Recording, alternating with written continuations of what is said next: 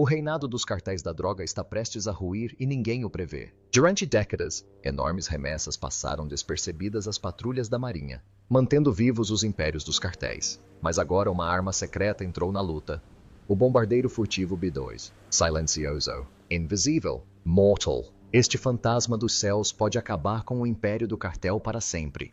Como é que este bombardeiro tornará as defesas dos cartéis ineficazes? O que significa isto para o futuro do tráfico de droga nas Américas? Junte-se a nós para desvendar o plano secreto da Marinha para eliminar os laboratórios de droga dos cartéis e desmantelar as suas operações de uma vez por todas. Desde que os cartéis encontraram uma nova forma de introduzir drogas clandestinamente nos estados, a situação agravou-se. Na década de 1980, cerca de 2.500 pessoas morriam por ano de overdose. No início dos anos 2000, este número saltou para 20 mil. Hoje, são mais de 110 mil pessoas por ano. Para se ter uma ideia, as drogas já mataram mais americanos do que a Primeira e a Segunda Guerras Mundiais juntas. A maioria destas mortes ocorre em comunidades pobres, o que se tornou uma grave crise nacional. Hoje, os EUA utilizam mais de 80% dos opioides do mundo. A procura continua a crescer e os cartéis lucram dezenas de milhares de milhões de dólares todos os anos com isso. Os EUA reforçaram as suas defesas. No entanto, os cartéis encontraram uma forma inteligente de contornar as defesas americanas, indo para o fundo do mar. Os submarinos, antes considerados demasiado avançados para os contrabandistas, tornaram-se a sua arma secreta. Não são máquinas militares, mas funcionam bem. As primeiras surgiram na década de 1990. Eram feitas de madeira e fibra de vidro e construídas em florestas pantanosas, longe dos olhares dos satélites e dos drones. Hoje, estes submarinos narcotraficantes são muito melhores. Construtores habilidosos projetam-nos e os resultados são impressionantes. Um submarino moderno tem cerca de 24 metros de comprimento e pode navegar 4.000 quilômetros sem parar para abastecer. Cada um custa entre 1 e 2 milhões de dólares. É geralmente operado por uma pequena equipa de 5 pessoas, e o submarino pode transportar até 10 toneladas de droga avaliadas em mais de 150 milhões de dólares. Além disso, são muito mais difíceis de detectar. Pintados em tons de cinzento azulado opacos, misturam-se com o oceano. O seu formato ajuda-os a moverem-se silenciosamente, sem causar ondas. Alguns têm até uma camada de chumbo interna para ocultar o calor que emitem, o que os torna difíceis de ver por câmaras especiais de detecção de calor. Se a patrulha fronteiriça se aproximar demasiado, a tripulação pode abrir uma válvula especial que afunda o submarino em poucos minutos. Tudo, o barco e a droga, desaparece no fundo do mar, onde ninguém os consegue alcançar. Mas os submarinos não são o único truque. Os cartéis também utilizam barcos super rápidos para transportar cocaína. Estes barcos, chamados Go-Fasts, são pequenos, mas poderosos. Têm cerca de 9 metros de comprimento e costumam ter 3 ou 4 motores enormes, cada um tão potente como um carro de corrida. Com tanta potência, podem atravessar a água a mais de 128 km por hora, o que os torna quase impossíveis de capturar. Os barcos rápidos deslizam mesmo acima do oceano, pintados de azul para serem difíceis de avistar. São pequenos, baixos na água e geralmente transportam apenas uma pessoa, poupando espaço para combustível e carga ilegal. Os tanques com capacidade até 7.000 litros podem percorrer mais de 800 quilômetros sem parar. Isto é distância suficiente para atravessar da Colômbia para a Jamaica ou das Bahamas diretamente para a Flórida. Hoje, os cartéis foram mais longe, criando barcos que combinam velocidade e discrição, algo entre um barco veloz e um submarino. Estes barcos discretos mal se elevam acima da água, com apenas uma pequena parte visível. São construídos com materiais resistentes aos radares e pintados para combinar com a cor do mar. Não são tão rápidos, apenas cerca de 48 km por hora, mas são muito mais difíceis de detectar. Com submarinos escondidos nas profundezas e estes barcos furtivos a deslizar pela superfície, os contrabandistas tornaram quase impossível saber de onde virá o próximo carregamento. Vendo o quão fortes e influentes os cartéis se tornaram em 2024, durante a campanha para o seu segundo mandato, Donald Trump fez uma promessa ousada: esmagaria os cartéis e, assim que foi eleito, não perdeu tempo a pôr um plano em ação. Num discurso ao Congresso, a 4 de março, Trump considerou os cartéis um perigo para as vidas americanas. Disse claramente que os cartéis estão a travar uma guerra contra os Estados Unidos e que é tempo de os Estados Unidos travarem uma guerra contra eles. Apenas 2 semanas antes deste discurso, Trump já tinha tomado medidas.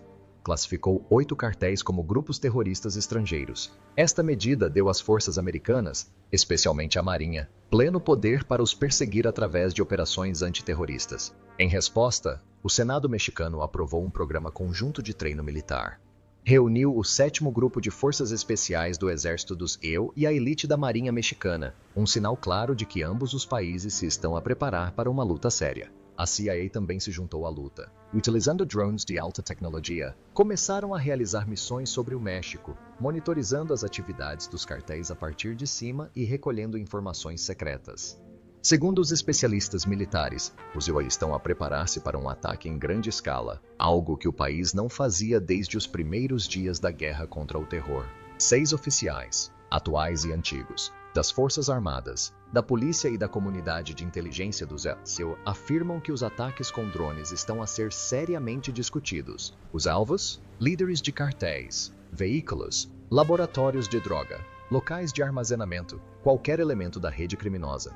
Há informações de que há conversações em curso entre a Casa Branca, o Departamento de Defesa e os principais líderes dos serviços de informação. Fontes afirmam que o governo mexicano está ciente destas conversações. Esta não é a primeira vez que Trump tenta tomar medidas ousadas e perigosas.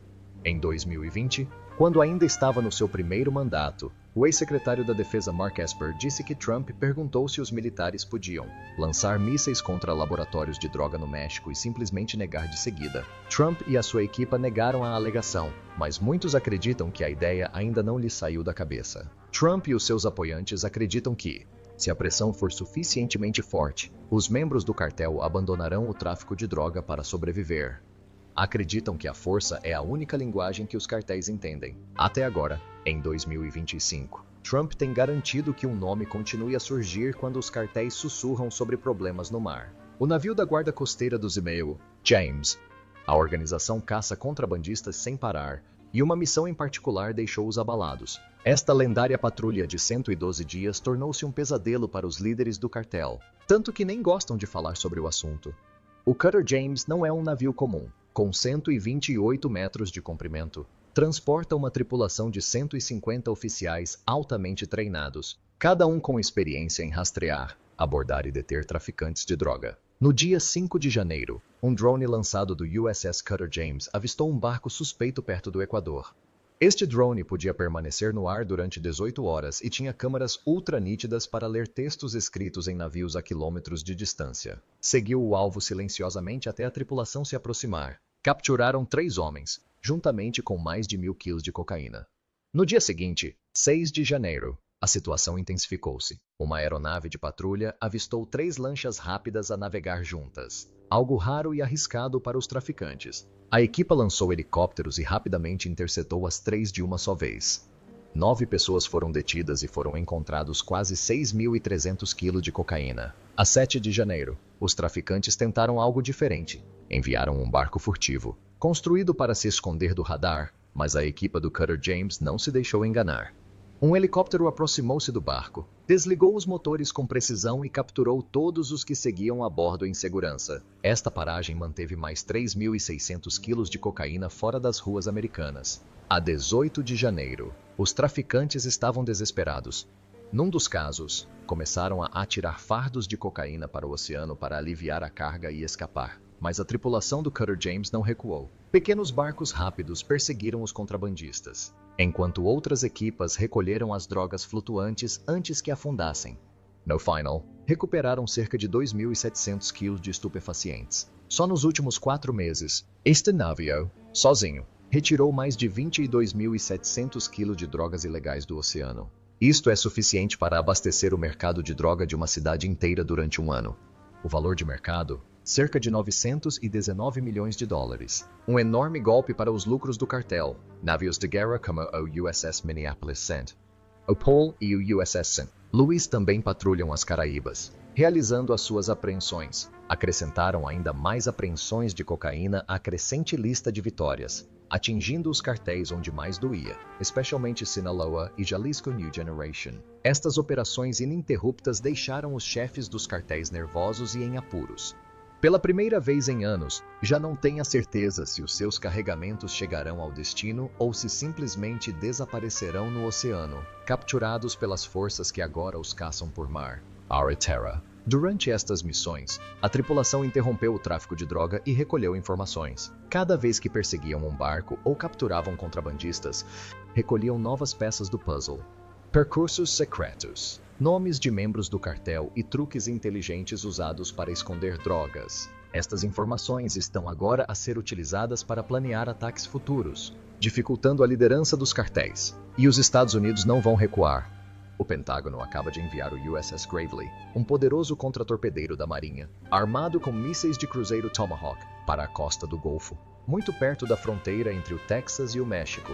Apoia a patrulha de fronteiras e a guarda costeira e está pronto para operar em águas americanas e em mares internacionais. Não se trata apenas de uma demonstração de força. É um aviso, mas não é só isso que Trump tem reservado para os cartéis. O governo norte-americano prepara-se para lançar uma das suas armas mais temidas, o bombardeiro B-2 Spirit. Este jato não se parece com nada que os cartéis já tenham enfrentado. A 29 de março, os Estados Unidos lembraram ao mundo o que o B-2 é capaz de fazer. Vários B-2 voaram silenciosamente em direção ao Médio Oriente, na calada da noite.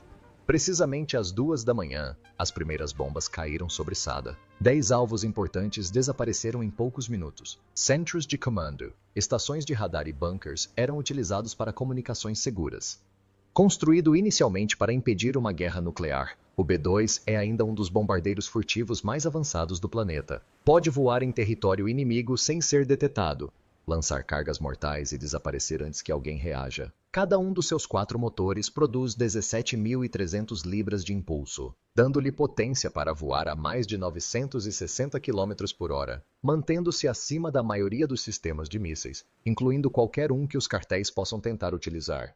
Agora, com estes bombardeiros potencialmente em ação, a mensagem é clara. Se os cartéis pensavam que se podiam esconder na selva ou enterrar os seus laboratórios em zonas remotas, estavam enganados. Os céus já não são seguros para eles, e o mar também não. Na aviação, existe algo chamado secção transversal do radar, o RCS. Mede o tamanho que um avião parece ao radar. Um RCS grande significa que uma aeronave é fácil de avistar e de apontar. Mas e o B-2? O seu RCS tem apenas 0,1 metros quadrados, mais pequeno que um pássaro. Um caça F-15 tem um perfil de radar quase 250 vezes superior para melhor comparação. Então, como é que o B-2 se mantém quase invisível? Tudo começa com o seu formato. O seu corpo tem curvas suaves e linhas fluidas, o que o ajuda a refletir as ondas de radar para longe dos sensores inimigos em ângulos acentuados, geralmente entre os 60 e os 90 graus. Isto significa que o radar não recebe a energia necessária para detectar o avião. Portanto, para os sistemas inimigos, é como se o B-2 simplesmente não estivesse lá, mesmo que esteja a voar diretamente na sua direção. Outra característica marcante deste bombardeiro é o revestimento da carroceria. À primeira vista, é apenas tinta preta, útil para missões noturnas. Mas aquela superfície preta não é tinta comum. É uma mistura secreta de materiais compósitos classificados e tinta de esferas de ferro. Estes materiais trabalham em conjunto para absorver quase 80% das ondas de radar incidentes. Portanto, mesmo que alguém o detectasse, o que já é quase impossível, pareceria um pássaro ou uma nuvem de pó no ecrã. Certamente não a besta voadora de 2.000 milhões de dólares carregada com bombas mortais. Mesmo que os cartéis conseguissem, de alguma forma, adquirir sistemas de radar avançados, não faria qualquer diferença. Veja-se o antigo P-18 Spoon-Rest soviético, ou mesmo o mais recente radar iraniano Qadir. Ambos são radares de longo alcance que operam na chamada banda L, na gama de 1 a 2 GHz. Embora sejam excelentes para avistar grandes navios ou aviões, são totalmente inúteis contra aeronaves como o B-2. Usar estes radares para localizar um bombardeiro furtivo é como apanhar uma agulha com uma rede de pesca. Ele simplesmente passa direto. Não importa quão potente seja o radar ou quão habilidoso seja o operador, o B-2 permanece oculto. E é exatamente por isso que o B-2 é a ferramenta perfeita para o trabalho. Seja sobrevoando desertos, selvas ou as águas profundas da costa do território do cartel, pode atacar sem aviso, desaparecer sem deixar rastro e deixar o inimigo em total confusão. Assim que os B-2 destruírem a onda inicial de alvos, Recuarão e a próxima equipa de ataque seguirá em frente. No caso dos Houthis, os F-18 Super Hornets do USS Truman avançaram, tendo como alvo as torres de comunicação e as estações de transmissão do cartel. Estas torres são a espinha dorsal da transmissão de ordens em acampamentos remotos de terroristas e cartéis, escondidos nas profundezas das florestas. Sem elas, os cartéis ficariam cegos e surdos. Após a equipa de ataque, os B-2 regressarão ao cerco. Para os Houthis, não estavam a lançar bombas J-Dome de 900 kg. Em vez disso, utilizaram bombas de precisão GBU-38 de 227 kg. Estas têm um raio de explosão de cerca de 80 metros, ainda devastadoras, mas suficientemente pequenas para atingir infraestruturas importantes sem destruir a floresta circundante. Este tipo de precisão é o que separa a guerra moderna do caos. Quando as bombas caíssem, os combatentes do cartel nem sequer teriam ouvido os aviões, muito menos ripostado. As suas defesas aéreas, se existissem, provavelmente teriam sido destruídas antes de os alarmes dispararem. Os potentes motores General Electric F-118 dos bombardeiros não se limitam à propulsão. Normalmente, os motores a jato produzem enormes quantidades de calor, um sinal de aviso para mísseis guiados por infravermelhos. Mas o B-2 foi construído para resolver esse problema. Os engenheiros conceberam uma solução genial. Encaixaram os motores bem no fundo da fuselagem da aeronave, escondendo-os como um tesouro enterrado. De seguida, construíram condutas de exaustão com um formato especial que dissipavam o calor antes que este se escapasse. Isto não só ocultou o brilho do motor, como também reduziu a assinatura infravermelha da aeronave em 80%. Isto significa que até os mísseis guiados por calor têm dificuldade em travar. Em infravermelhos, o B-2 parece mais um avião comercial em marcha lenta do que uma máquina de guerra. Mesmo que o inimigo conseguisse, de alguma forma, travar o B-2, este bloqueio não duraria muito tempo, graças às suas defesas de alto nível. O B-2 trabalha em estreita colaboração com os aviões de radar I-2D Hawkeye da Marinha. Estes Hawkeyes partilham dados em tempo real através de uma ligação segura especial, dando ao B-2 uma imagem 3D completa do céu. Tudo isto sem ligar o radar e revelar a sua posição. Para atingir alvos subterrâneos secretos, como centros de dados ocultos ou bunkers disfarçados de edifícios comuns, o B-2 utiliza bombas GBU-30 e um JDAM especialmente modificadas com ogivas de penetração.